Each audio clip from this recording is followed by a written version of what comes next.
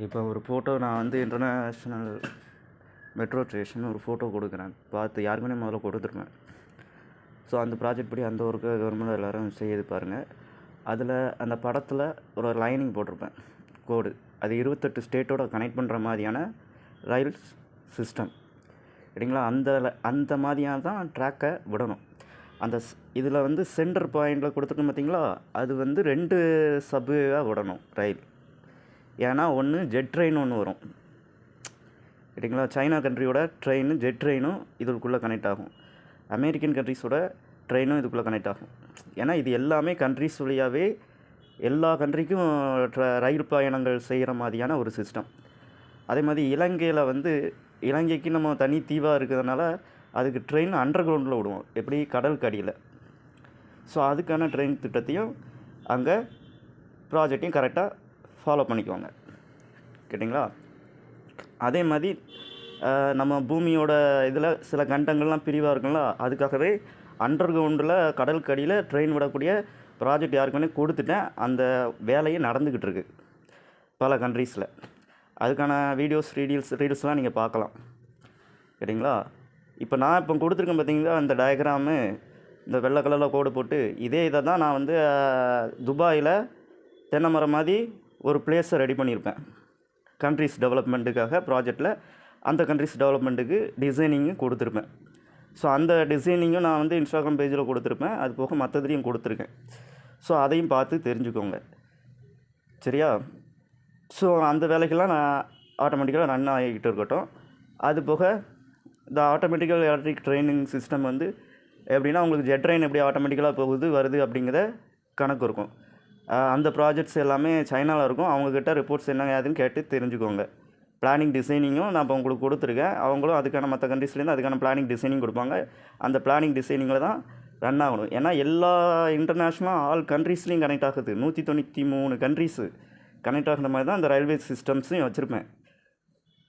Train பயணத்திலே ட்ரெயின்லேயே போயிட்டு வர்றது மாதிரியான சிஸ்டம். எப்படி நம்ம ஃப்ளைட் சிஸ்டத்தை வச்சுருக்கோமோ, இன்டர்நேஷ்னல் ஃப்ளைட் ஸ்டேஷனை இன்டர்நேஷ்னல் வந்து ஏர்போர்ட் எப்படி உருவாக்கி வச்சுருக்கோமோ, இன்டர்நேஷ்னல் ஸ்பேஸ் ஸ்டேஷனை எப்படி உருவாக்கி வச்சுருக்கணும், அதே மாதிரி தான் இதுவும் கேட்டிங்களா. இன்டர்நேஷ்னல் ஏர்போர்ட்டு இங்கே திருச்சியிலலாம் கட்டியிருப்பேன், அதை நீங்கள் பார்த்துருக்கலாம்.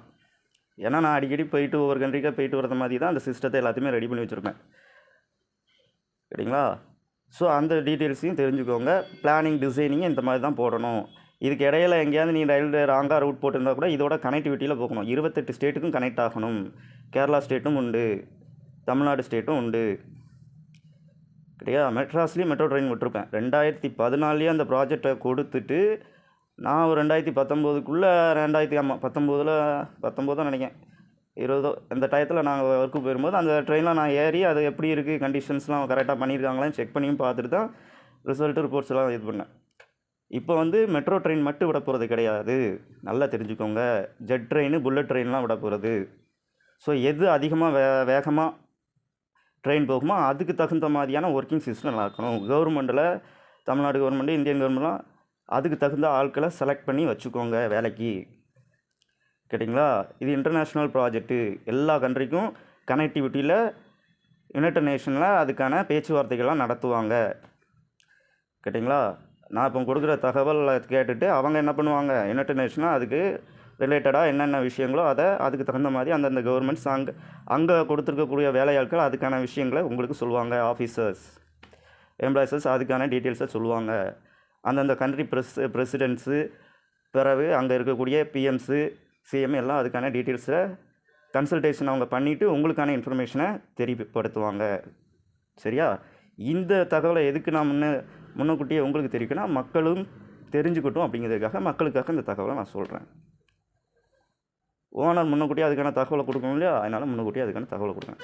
ஆல்ரெடி என்னோடய பிளானிங் படி ப்ராஜெக்ட் படி எல்லாமே கொடுத்துட்டு அது ரன் ஆகிட்டு இருக்கதான் கவனிச்சுட்டு இருக்கேன் கேட்டிங்களா. ஸோ அதுபடி ஒர்க்கிங் நடந்துக்கிட்டு தான் இருக்குது. ஸோ திருநெல்வேலியில் ரயில் அந்த சிஸ்டம் ஒர்க் ஆகிக்கிட்டு இருக்கும்போது தான் உங்களுக்கு அதுக்கான டீட்டெயில்ஸ் சொல்லணும் அப்படிங்கிறது தான் அதுக்காக டீட்டெயில்ஸ் சொன்னேன்.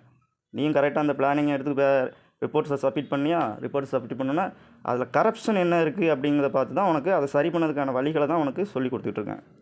ஸோ கேட்டு அதுக்கு தகுந்த மாதிரி ஓனர் சொல்வதை கேட்டு அதுக்கு தகுந்த மாதிரி வேலையை பார்க்கறதுக்கு வழி என்னவோ பாரு. இங்கே அதுக்கான சிஸ்டத்தை ரன் ரன் ஆகிக்கிட்டு இருக்குது, வேலை நடந்துக்கிட்டு இருக்குது. ரயில் பாதை அமைக்கும் திட்டம் நடந்துக்கிட்டு இருக்குது. அது இன்டர்நேஷ்னல், சரியா? தெரிஞ்சுக்கோ.